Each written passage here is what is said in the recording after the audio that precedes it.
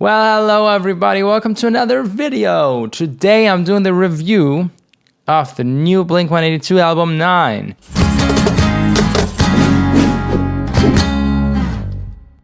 It's a happy day today. The new Blink-182 album 9 dropped on every streaming platform out there, and of course there's a physical CD which is standing over there. Okay, at first, this will be a comprehensive review, but I won't say much to the lyrics because English is my native language, so it's kind of hard to say something about lyrics. But I will go into detail on aspects of production and songwriting and tell you my opinion from the point of view of a music producer, okay? Nothing that I say here is meant personally, it's just an opinion, you know, it's a criticism is always easy, but getting criticized is kind of hard. So especially with songs like Happy Days that Mark wrote to pull himself out of the depression, you know, I really don't judge that part of the song, that feelings he put into it. It's just I really concentrate on aspects of composition and production, how I feel about it, how can I still relate to the music under the name Blink-182, and how I feel about this as an album, you know, not just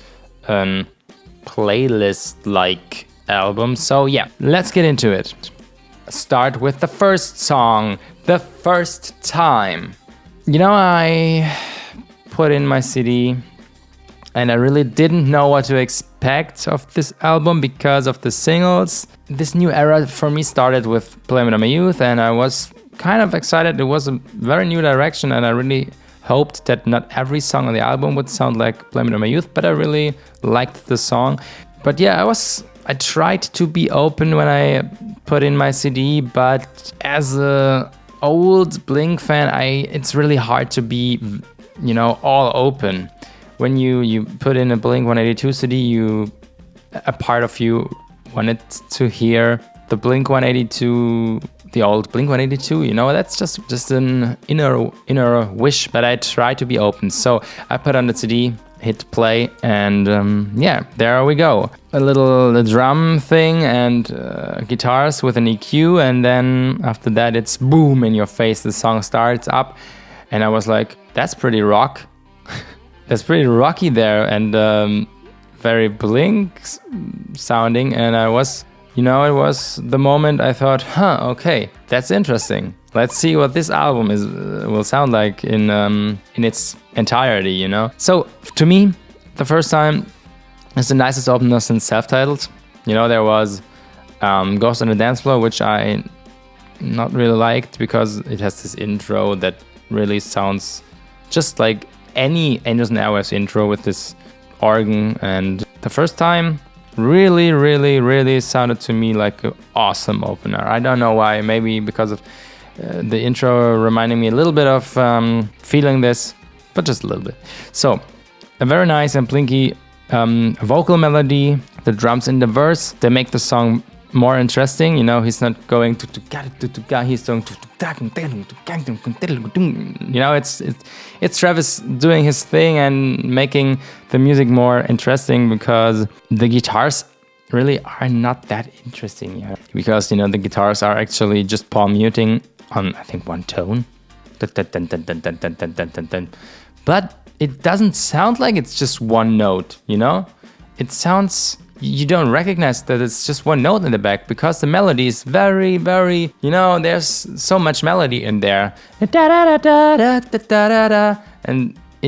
it's not boring. It's very nice produced, and the drums make that even more interesting. Then the pre-chorus has a nice feeling change in rhythm and melody, you know, and it also has the cowbell beat that we saw on Travis' Instagram, but it's unfortunately very hard to even hear it because it's mixed too quiet. I think they should have mixed that more present. So to the guy who mixed this song, we need more cowbell, okay? Then the chorus as well, I like that it starts off quiet and with this, you know, hip-hop drum sounds. Then the chorus sets in, and with all the instruments, and that's a very cool change. I think the mix is a little sloppy here, a little muddy, but yeah, it's okay. So, and overall, that song is, to me, one of the best songs of the album. There's some writers mentioned on almost every track. A lot of times John Feldman, but on some other people are mentioned too. If you want to know them, maybe check Wikipedia site. There's a very good Wikipedia site to the album. So yeah. Okay, this song gets a 9 out of 10 because this song is awesome, very Blinky, good catchy melodies, but I have to deduct 1 point because of the muddy mix. You know, that's just a little thing, but it's a great song. So then, second song, Happy Days. You know, that was a single and I'm a little prejudiced. Happy Days will never be my favorite song, you know. I think the drums are a little strange, a little too busy, and not really characteristic. They are characteristic, but not very catchy, you know, not in a catchy way. I mean, try to sing the drums. I don't know, it's too busy to me. And the guitar riff is a very cheap one. I like this second verse bridge part with the rhythmic singing.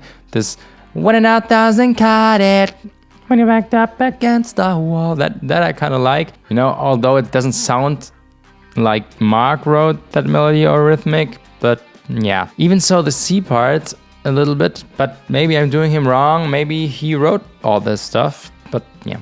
Furthermore, I think the chorus is okay, but I don't like this repetitive happy days, happy days. You know, it's annoying after a couple of times of listening. The chorus really sounds a little kitschy to me, if you know what I mean. The overall feeling of the chorus is, yeah, kitschy, I don't know. With all that choir in the back, and I cannot explain that. That's how I feel about it. This song gets 5 out of 10 points, so 50%, not more for me. I cannot say much to the lyrics. I read a lot of times that a lot of people really appreciated the lyrics there, and in general, I'm not a lyric person, so yeah, I don't know, maybe the song would have gotten a little bit more of a rating, but it's just 5 out of 10. So the next song is Heaven. It's the first song of the album with a darker feeling, and you know, I get why people said that they can hear plus 44 on this record because of this darker feeling, you know. To me, they could have released this album as a plus 44 album. I really love how the chorus blows up and it really shines, you know. The feeling kind of changes very much into a more positive direction. Chorus feels a little like Stay Together for the Kids from the instrumental. Second verse is sung by Skiba. Nothing special to mention here.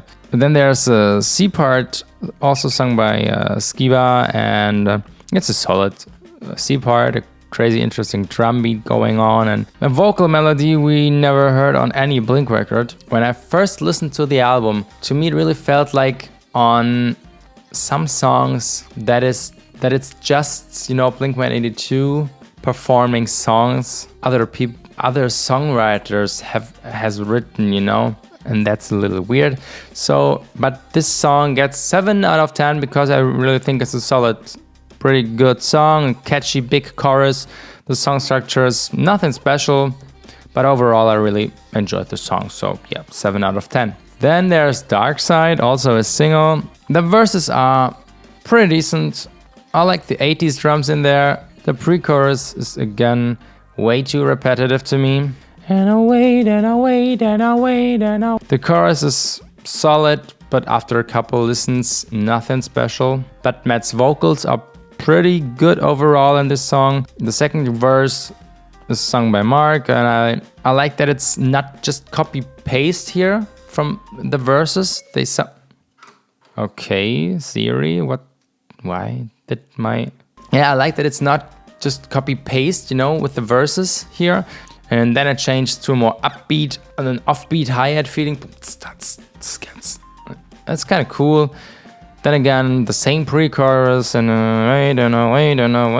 And again, the chorus with minor changes. Then again, just like a bridge thing part, but also with vocals from the chorus again, just with a little change and then the chorus again, just quiet, and then again the whole chorus. After listening to this song like 5 or 10 times, I really have enough of this song. It's a typical single song. Put a lot of chorus in there and smash it into everyone's brains. You know, that's what this song is to me a little bit. So the song gets a 6 out of 10. Matt's vocals are on spot here. The song structure gets boring way too soon. And yeah, so 6 out of 10. Then there's Blame It On My Youth, which was the first single of this new era. It has an awesome verse melody. It just has this summer feeling to me, and chorus is kind of cool to me. Okay, this group shouted "Blame it on my youth" is a matter of taste, but it's okay to me. You know, the song structure again, well, no surprises here. It's a single, but it's to me better than Darkside because the pre-choruses, for example, are way shorter here. This C part or bridge part, whatever you want to call it, is okay. Again, this group shouted thing, and there are again some hip hop elements. There are some trap hi-hats. But overall, I really enjoyed the song. I really listened to it like, I don't know, 50 or maybe 100 times. I had it in my Spotify playlists for a long time. It has some interesting hidden Easter eggs in it from production wise. You know, there are some bit crushing. There's some bit crushing on some vocal parts. There is a clean guitar riff in the verse, but it's mixed. Yeah, not quiet, but you don't recognize it at first. I listened to the song the first couple times and I really didn't hear that there was a guitar. This song gets a 7 out of 10 because I really listened to the song a lot, and that tells me best if a song is good or not. By the way, that's the same thing Mark said, how he can tell if a song is good or not. So, the next song, Generational Divide. I can say not very much here. It's way too short. What we get is pretty cool, but I really don't get why they shortened this song so much, because I read that the song was longer in the first place. And the song gets 5 out of 10 points here because I cannot give more than 50% of the rating because we are not getting more than 50% of a song. So yeah, let's go on with Runaway. So that song starts with a piano and a very EQ'd, bit crushed drum part. We hear a lot of very unusual mixed drums on this record, which takes some getting used to, but it makes the whole record way more interesting and characteristic. Then Mark starts to sing, and I really like the last part of the verses when the vocal harmonies set in and Matt starts singing the chorus. Again, a big boomy chorus here. Melody is fine, not as catchy as other songs. In the chorus, of course, the drums are mixed, normal. Then Mark sings the second part of the chorus, and Matt sings the second verse, which is instrumental-wise just copy-paste, of which I'm not a fan. The bridge or C part is with vocal elements of the chorus. That to me is always a sign of we can't find more good vocal melodies or instrumental melodies, so let's just pick some elements that were used already in the song from the chorus or the verses, and put some EQ and effects on there and a little reverb or delay, and then it's fine. Then we have the C part. So yeah, the drums here give me a little jungle vibe. Anyone here remembers the genre jungle? It's then again the chorus with a minor change, the drums going double time at the end, and then the song has a little outro, which is cool to me. I really like it if the song not just stops with guitars ringing and fading out. It really can be awesome if you think the song ends, but then there's a little more instrumental part. like on Down or on Snake Charmer or Kaleidoscope, just like an interlude, but at the end of a song.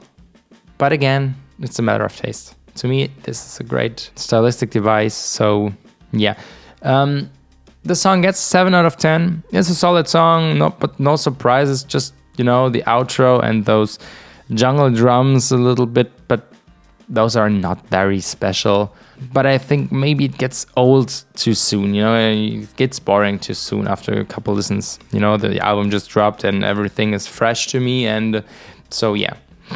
Then, next song is Black Rain, which starts with an organ sound. Is there an Ages Now song incoming? There's one chord, that really doesn't feel Blink-182 at all. I don't know how it's called in English, but it has this half step up feeling to it. I'm pretty sure another person, a producer, came up with this idea. But after a couple of listens, I got used to it, and Matt singing the verse. The song builds up a bit more with guitars and synth, and then the chorus sets in. No, not the chorus. Then there's that's like a major unexpected change in the song. It goes into a Matrix kind of style, from the movie Matrix. To me, it has this Matrix feeling to it. The drum groove has a little Bored to Death style. Then Mark singing in this Matrix part. Then again, there's a drum part with an EQ in the chorus. Overall, the song is very, very interesting. The song structure isn't, just copy-paste. But the last chorus is only played a little louder with open hi-hat, and then boom, the song is over. And the song is pretty short, but that's actually pretty great because it makes you want to skip back and listen again to the song, and that's a pretty good sign for a good song. So the song gets an 8 out of 10, although I really think it hasn't much in common with the original Blink-182, but I have to admit the song is awesome. Then there's I Really Wish I Hated You. There was the last single. Let me do this one fast. If you have seen my reaction, I'm really not a fan, and my react video from that to now, I really started hating this song. It's just not what I want Blink to sound like. Sorry, this song could be sung by every artist out there. It could be Taylor Swift, or I don't know. Everyone could sing this song. That's just, we put some electric guitars in there and then it sounds like Blink-182. No, it does not sound like Blink, okay? So really, this is one song of this album that I probably will never really like. So 3 out of 10. I mean, I really know some people like this song, some people can relate to the lyrics, and that's fine, but I cannot give more than 3 points. I really don't like this song. Okay, just go on to a better one, to a really, really better one. Pin the Grenade. This one is really crazy. I listened to some progressive rock bands, and I played in a kind of progressive post-grunge band, and so I'm used to the phenomenon of hearing a song the wrong way, but I'm not used to hear a Blink song the wrong way. The song starts off with a crazy little beat, which is meant to be in a double time feel. That's the basic. But for me, coming from, with this post-grunge background where everything is halftime, I hear the drums with the halftime feel. And it takes me, every time I listen to the song, it takes me a couple of bars and a couple seconds to figure out how the song is meant, how I should hear the song. And then at one point, I can hear it the right way, with the right feel. But every time. But the song is awesome. And the song is very interesting because of the drum beat. The vocal melody is catchy, doesn't get boring. The chorus is also very, very nice. And that song is very Blinkish to me. The structure is nothing special, but the song works because it has awesome melodies. One chorus after the C part. The drums are very distorted and EQ'd and are playing in, you know, not just halftime. It's like, you know, halftime. That's just awesome. This song really gets 10 out of 10 points. To me, one of the best songs on the album with the first time. But on this one, the mix is a little better, so it gets not just 9, it gets a full 10. Then there's No Heart to Speak Of. It starts with a crazy sound. I don't know if it's a synth or a guitar. I don't really like the whoa thing that Matt is doing in the opening.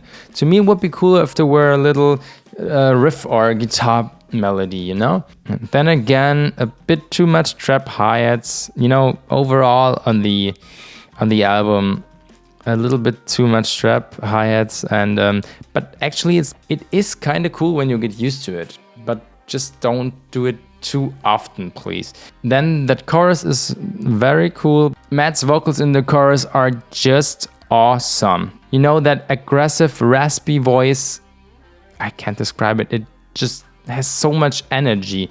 You know, Mark's parts are quickly forgotten in the song. The C part is a little unexciting, but then on the end of it, there's this shouting, this Matt shout. This is so crazy. It's just really unbelievable how he sounds on this song. Yeah, really, it really hits you. And there's this instrumental outro again that I really like. It's like bass, synth, and a drums solo over it. This song gets an 8 out of 10. I enjoy the song mostly because of Matt's vocals and the outro. And because of that aspect, the song stands out for me and I really enjoyed it. And Mark shouldn't have sang on this one, you know? It could be a Matt-only song, would be cool. Alright, then there's Ransom. My nightmares have come true.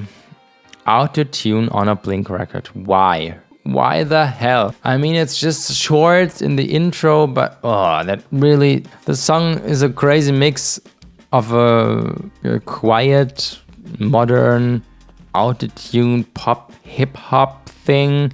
And then, boom, there's this upbeat punk song in there. You know, it's a mix of a pop song with kind of Cynical from California and a little generational divide. Yeah, and very short again, so the song gets 4 out of 10.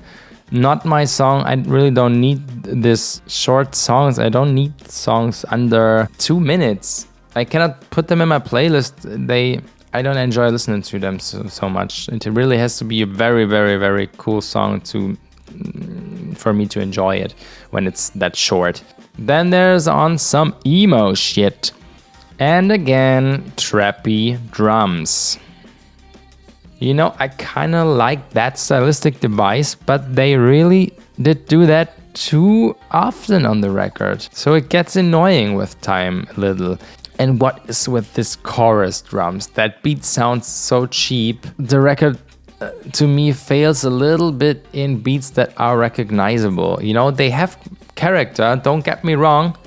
Travis is playing way better stuff than 90% of the drummers, of the rock band drummers out there. But he used to play more catchy stuff. I think the song sounds a little glued together. The feeling of the chorus is a little weird to me. And then the C part drums again, a beat that's very EQ'd and roomy, playing something again that reminds me Bored to Death. Really not my song. I don't like this chorus. 5 out of 10. Then there's Hungover You. It starts with a little intro, like a bossa nova kind of drum beat there. The verse sung by Mark is okay to me, melody-wise. But the bridge sung by Matt is way better. I really like Matt on this album. Then Matt starts the chorus and that is really in your face again. And again, his singing is just great. You know, his voice really shines and hits you in the feels. His voice is so good on almost every track on this album. It's awesome. So raspy, so aggressive. Just love it. Then there's this quiet chorus part where you can hear Matt's vocals very present and holy crap.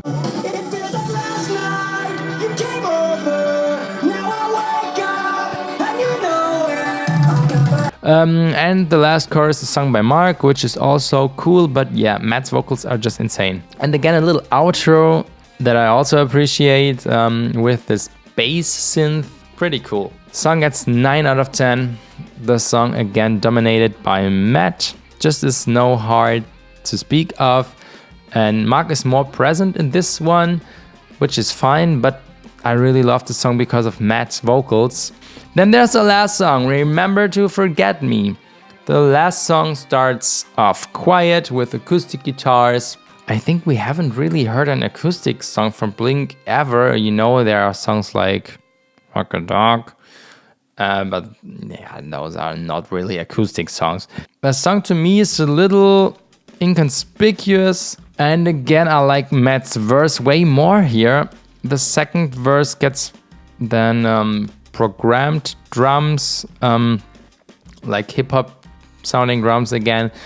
And then the chorus starts with an EQ curve when the drums come in. Yeah, then the chorus is okay with normal drums. Then the C part is a bit boring. You know, a lot of whoa, whoa. Yeah, a little bit. The song ends with piano, clean electric guitar, and Matt's vocals with a lot of reverb on it, and it rings out. And to me, that doesn't feel like an album finisher. I would have liked Hungover You way more to end the album, you know, with that drum and synth outro.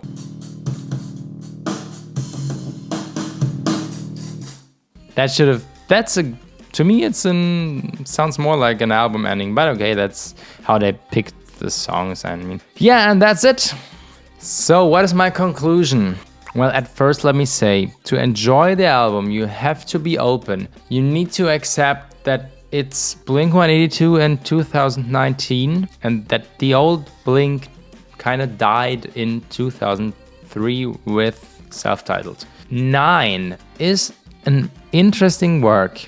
I mean, sure, you can hear that they worked with a lot of producers and different people. There are songs and parts and vocal melodies and vocal rhythmics that I haven't heard from Mark since he started writing music. So I think that melodies are written and are not written by him.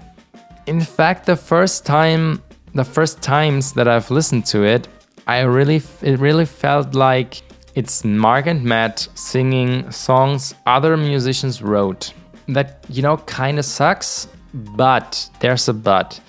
After listening for the second and the third time and the fourth time, and it started to feel really like an album to me. I stopped seeing the singles, you know, as single, and I started to see the whole picture of the album. And maybe it's a good thing that there are songs and parts on the album that doesn't sound like anything else I heard before from Blink, you know? Because otherwise it would maybe be way more boring. What I said and thought so much was, please no third California. So on that side, I'm pretty satisfied. There are songs that shouldn't be on the album for me, but well, I guess they try to reach younger generations as well. What I kind of like are the programming things, the drums, the drum programmings, the trap drums, but there are way too much of them on the whole album. That destroys kind of the effect of it, you know? What makes maybe 2 or 3 songs way more characteristic makes 7 or 8 songs boring, you know? If it's on every song and you really hear a lot of trap hi-hats or trap snares, or that you hear it a lot of on the album. Overall, it's a good album. I still don't get why they picked some of those singles though. The album is way better than what you expect when you listen to those singles, because with every single my excitement shrunk. But in the end, at this point of making the review, I really think I can end up loving most parts of the album if I listen to it a bit more. actually my experience with albums is if you need to listen to an album a couple times at first before you start liking them, that's a good sign that it's maybe a good album. I mean, it just came out, the album, but I listened to it a couple times with some hours between the listens. So yeah, I give the album a rating of 7.5 out of 10. There was, when I listened to the album at first, I really thought maybe they should have released this as plus 44. But now I end up liking it, and it's fine that I mean, they love Blink-182, and why shouldn't they go on with it just because Tom doesn't have the time to do it as well, you know? California, which I at first liked, but at the moment I am very bored of the sound, and yeah, the songs, I'm bored of it. I would maybe give a 6 out of 10, so you can see how it's in comparison. So 7.5 out of 10 for 9 by Blink-182. This was a very, very long review. I hope you're still watching. If you're still here, thank you very much that you stayed until the end. I hope you enjoyed the video. If you did, please leave a thumb. Leave maybe a subscription for more videos like this, or some music. I will definitely do covers of this album. And yeah, leave a comment. What are your thoughts on the album? What song is your most favorite song? Let me know in the comments. I'll be there answering every comment. And yeah, have a great weekend. See you in the next video.